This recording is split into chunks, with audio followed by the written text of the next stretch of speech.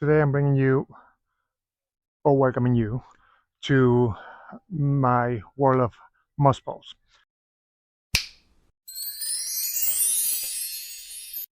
Um, I haven't seen anyone that attack moss poles like I do.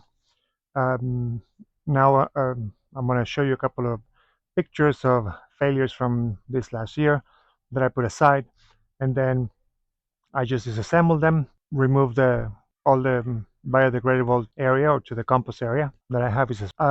I have the materials here. Let me show you what I use. These are in different sizes because they come in 8 foot and I believe in 16-foot size at the big box store, either Home Depot or Walmart. He's wrong. And basically, this is a drainage for gutters. It's a gutter drain. So I cut it in half, and now I have two halves. And now these halves, I use this chicken wire that is made out of plastic. It comes in a roll, and then I cut it accordingly, just to the point that I will like wrap around in the back, and then I use zip ties in the back to secure it. Now, when that is done, depending if the plant has already like aerial roots that will be going into the moss ball, I will apply the moss, the sphagnum moss afterwards. Otherwise, if it's something like this that doesn't have any aerial roots, actually, they are going to be touching the um, the moss ball. I'll just leave them like that. Just make sure that I will pre-soak this. These are dry right now, but I will pre-soak them in nutrient solution, and they will be ready. Now today I'm gonna do two, if I got enough sunlight, I hope. This is Philodendron Red Sun, and after that we're gonna do the strawberry shake philodendron. So these are the pots that I came in. These are a gallon. I believe they are gallon pots, like growing pots, and they have way too much medium for the root system. Just like I did, probably if you've seen it in the reset of the red heart philodendron. So now I'm removing this. This is just a mix of peat moss and perlite. And you see, like for this root system, this is way too much medium, especially for a medium that being in pure form as it is, even though it has a little bit of perlite, this is just peat moss, becomes hydrophobic. You know the deal. Uh, it will either becomes susceptible to root rot, and we want to prevent that, avoid that as much as possible. Now, I did not find any plugs in the red sun that came from the same grower. But this I believe like this one is having a plug right here, so it'll be like imperial to remove it because, as I explained in other videos, this is just peat moss with an adhesive, and it becomes even more hydrophobic than regular peat moss. So now with this, once this is removed, I'm gonna give it a rinse. As you probably can see, I already have like did a really thorough cleaning and shine on the leaves, but now it's gonna get some dirt, so like I'm gonna give it another rinse before we set it up.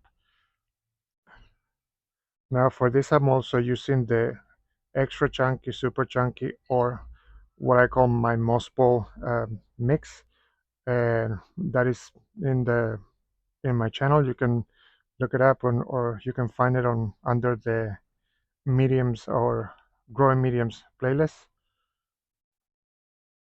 and I will show you there exactly what I'm using for this mix. Now on the planting, on the repot of this, I will be adding, because this plant is going to be mostly outside, I'm not going to put um, any systemic insecticide, or for that matter, I'm not going to add also mosquito bits, because I use that to prevent any fungus gnat from growing or putting eggs in the soil. But I will add a little bit of a slow release fertilizer, not only on the medium, on the growing medium, but I will also do that on the moss pole, because half of the time here I just do a quick spray on the moss poles with the mist setting, just to keep the moss, the sphagnum moss, moist, so it doesn't completely dry out, for that same reason of becoming hydrophobic. Now, with this gone, I'm just gonna rinse it off real quick, and then I'm gonna show you. I've been trying to do the new plants, the new setups in clear pots, so I can get a better look at the root system as it grows, in case that something goes wrong. Now, these pots being clear, if you leave them out and about and don't put any decor pot or container pot that is solid, that it doesn't let the light in, they will grow um, algae. So this is what I'm using, and this is an example of one that I had outside. It didn't have any plant, but it has the medium, and it was just sitting outside, and it started growing algae. So let's do a real quick rinse of the roots. It's not extremely necessary, because we have actually got rid of most of it. I just want to make sure that in the core area we don't have any of that water. Just a quick rinse, just like this. And now let's get the pot.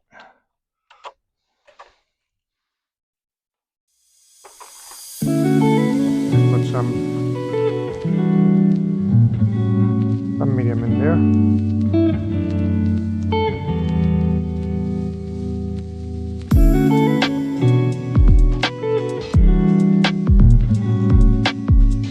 Got some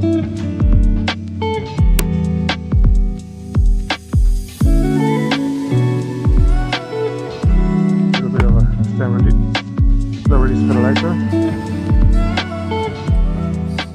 and now I'm gonna pick the rye, but this don't climb too crazy for what I notice. But I'm gonna put something that is right here in this medium, so I have enough here to bury into the pot. I can put some of the media in right here.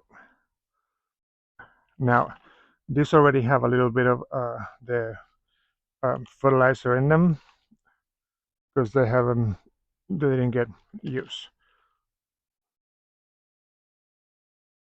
All right, so with that done, now being horizontal like this, I'm gonna pick the side that is most fitting for the setup. I have roots that are coming out on different places, because the plant does that. Like it will start like shooting roots, um, aerial roots, to attach to something, but because it hasn't had anything to it, they remain short. Now, once this notice the moisture and the support of the pole, it will attach to it. So for the look of it, it looks like this is the flatter side. So I will remove this leaf. I'll remove this one as well, because it's the oldest one. This is, for example, right here we have a natal root right there, and there's another one right here. So we're going to set it on top of it and align the base of the plant to where the soil is. And now with that in place, we can just rub it real quick.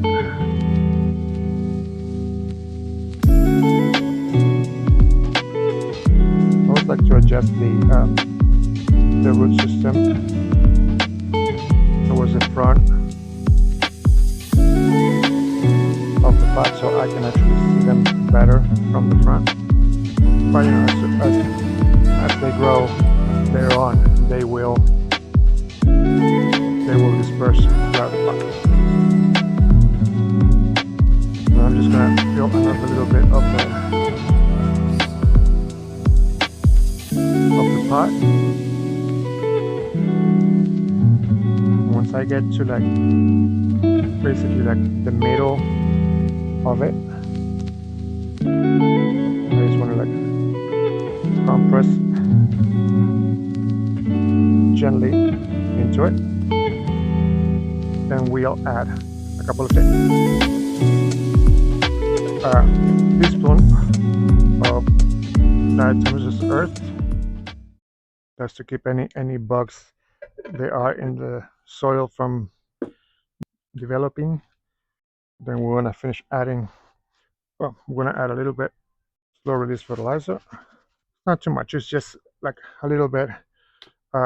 Guarantee, because like I said, I water this almost. I wet them daily to keep the moss pole moist. On the next one, I will move it to right here on the top of the table so you can see better what I'm doing. But you can see I'm just adding medium to feel the rest of the pot. Right now, it might look like it's a little too high, but once this gets wet, it will actually complete filling all the empty gaps during my leave, and we're going to give it a check again in a couple of days to make sure that there's no air pockets. We want the plant to breathe, so that's why we need the aeration, but air pockets will create that area of the root to like dry and become sick. And there it is. Take a good look at the soil. That was a quick shower. Being completely moist. Now I'm going to put a cover pat around it, and tomorrow I'm going to take another look and see if there's more compaction, which is suspected because I have not fully pushed the soil into it. And if there's any extra, it can be removed. But that is it. Then on an upcoming episode, when I have only done, in my experience, one chop and extend. I've done a couple of extends, but I only done one chop and extend. So the extends are easy.